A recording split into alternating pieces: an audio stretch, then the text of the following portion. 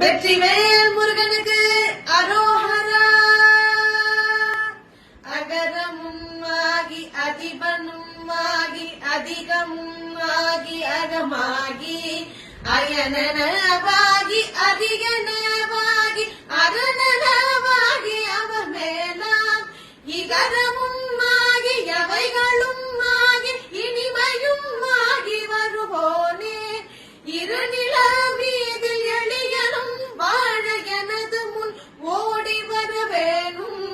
மகவதியாகி மருகுவளாதி மகிழ்களில் கூறும்படி போனே. வனமுறை வேடன் அருளிய பூஜை மகள் கதிர்காமமுடையோனே. ஜககணச்சேக தகு